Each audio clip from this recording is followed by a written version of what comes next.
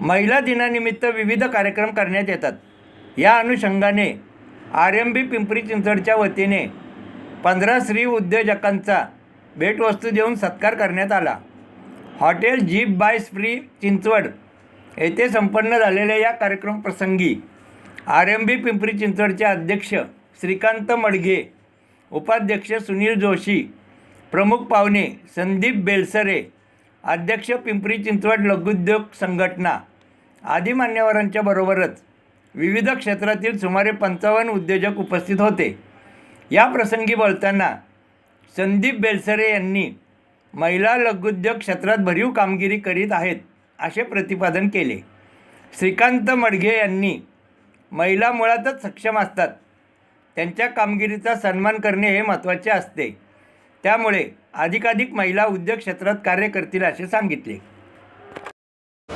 आज दिनांक 21 मार्च 2026 रोजी rotary means business RMB Pimpri चिंचवडच्या चॅप्टरचा वुमन्स डे स्पेशल कार्यक्रम संपन्न झाला। आज Pimpri Chinchwad small scale industry असोसिएशनचे अध्यक्ष मिस्टर संदीप बेलसरे हे इथे उपस्थित होते। त्यांच्या अध्यक्षतेखाली हा कार्यक्रम झाला। ऑलमोस्ट 10 ते 12 वुमन एंटरप्रिनर्स उपस्थित होत्या आणि 40 ते 45 इतर उद्योजक पण इथं उपस्थित होते। या सगळ्यांच्या ह्याच्यात एक सुंदर सोहळा संपन्न झाला। सगळ्यांना धन्यवाद।